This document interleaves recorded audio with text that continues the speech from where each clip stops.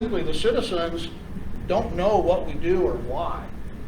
You see us driving around in a patrol car and you think that's all there is to the police department. And that is not the case at all. That is the biggest, most visible aspect of our police department. It's the most important part. You'll talk to any police department, they'll say that the uniform division is the backbone of any police department. Now our detective captain's here, and he's going to say, no, the detectives are the backbone of the police department and all that stuff. So you get that sibling rivalry, and they can have slap fights all they want. But obviously our patrol division is the largest number that we have of officers. So our authorized strength for the city of Billings is 168 sworn officers from top to bottom. So that's from me all the way up to 3 officers that we have not sworn in yet, but they've been offered jobs.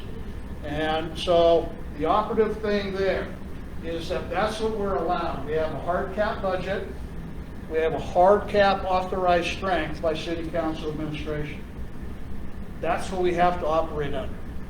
And so the things that we struggle with is you see massive development, massive annexation. We have 120,000 proper, 170,000 or something in the county. Most of them come into town, especially to hit Costco on the weekend. Okay? And we have a finite number and a limited capacity to increase that to generate revenue. And the reason for that is the charter, the system of government that we are under, of which you're going to get to take a look at. Every 10 years, the citizens get to look at the charter and see if they want to vote to change the form of government. And the one thing that affects public safety, or everything in the general fund, is that the city of Billings and Sunburst, Montana, the only 2 in the state of Montana, cannot float their mills. Everybody else can float mills. So if you need a little bit of money here, you can float it, reduce it, things of that sort. And that is very helpful on things. We can't do that. And so the only way that we can increase services now is to come to the voters and ask you to tax yourselves.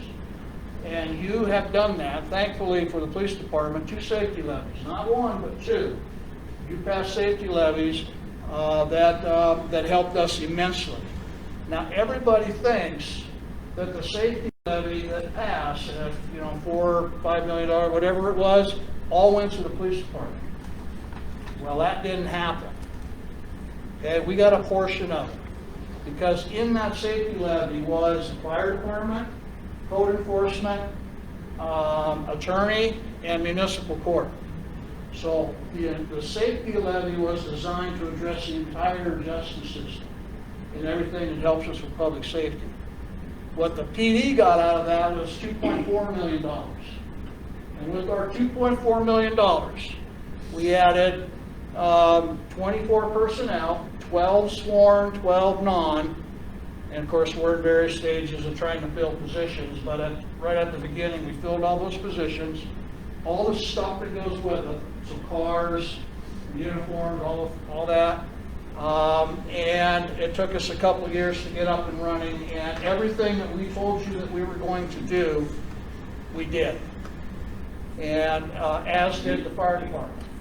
And so public safety really got a boost from the citizens based on that safety levy. Now remember, it was a recommendation of a third party that came in to make sure we were operating as efficiently and effectively as we could. And the council insisted that whatever recommendations came out of that, that we implemented what we could, but we wanted to make sure that we were doing things right before we went to the voters. And the police department came out with like 104 recommendations. The fire department had 30 something, and the only thing is that they just don't read as fast as we do. That's a joke, you can laugh. But the thing for us is that all but about 10 of those things cost you zero money. None.